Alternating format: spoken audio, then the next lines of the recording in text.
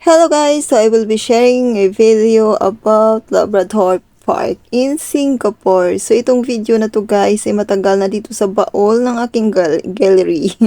So sorry naman at hindi na i-share sa inyo. So I just want to share kasi gusto ko na siyang i-remove sa aking gallery. At para ma-share naman sa inyo. So, sorry na naman sa aking maarting boses. So, ganyan na yung boses ko guys. Pagpasensyahan nyo na kapag ayaw mo, mag-skip ka na lang. Okay? So, I love you. Ganun lang. And, ito yung Labrador Park guys. Ay makikita sa Circle Line. So, itong Labrador Park Station. So, yellow line sa Singapore. And then, pagbaba nyo, right side, yun na yung way papuntang Labrador Park. So, dito sa Labrador Park, mayroon ditong Dragons Test Gate.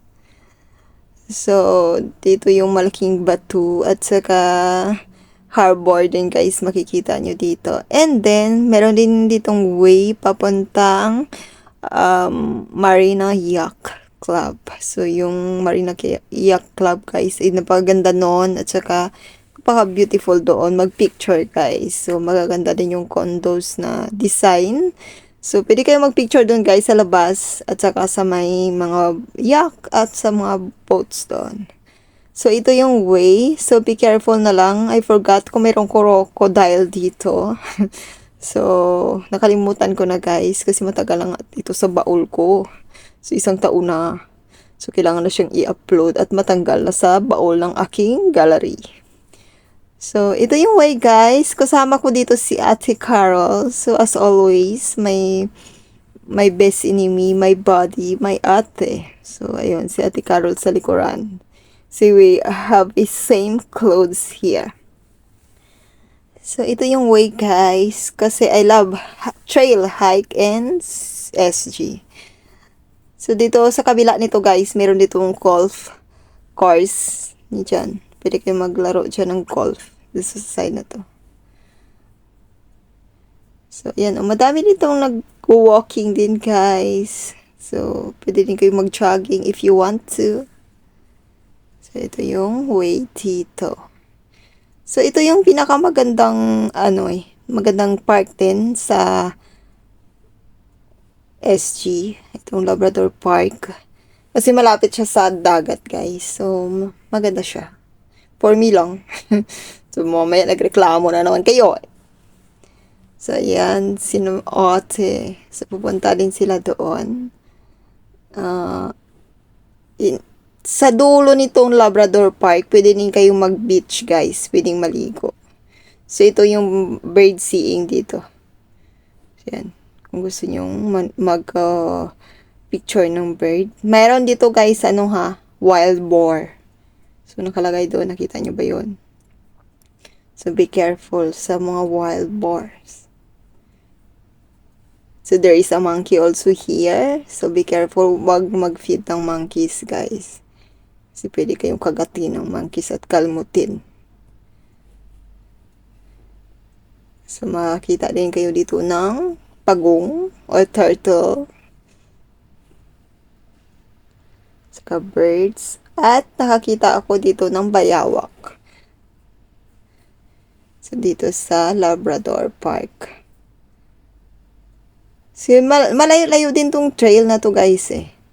So, ayan yung, ito pa yung isa. Kasi pinunta namin dun sa may gitna. Ito yung madadaanan guys.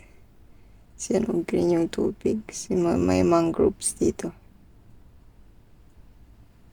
So, maganda din. Sabi ko nga dito may may crocodile. Naghahanap talaga ng crocodile. So, ito yung madadaanan dito, guys. So, diba? Napakaganda. And then, you can see this view.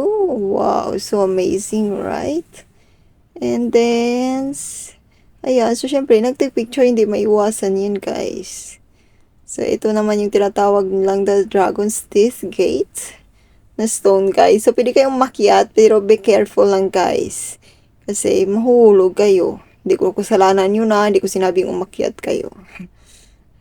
So, ayan. So, ito yung the Dragon's Teeth Gate dito sa Labrador Park.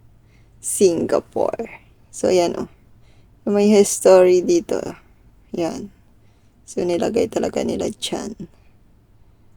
Yan.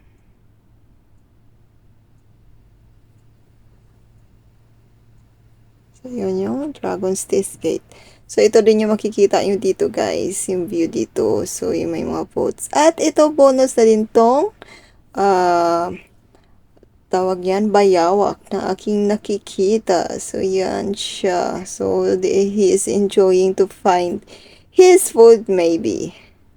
So, yan siya. So, cute lang. Tapos, ang ganda pa ng alon. Ayan, si Monitor Lizard. So, sa Tagalog, guys, is bayawak yan. So, thank you for watching, guys. Please don't forget to like, comment, and share if nagustuhan nyo tong video. God bless you and take care always.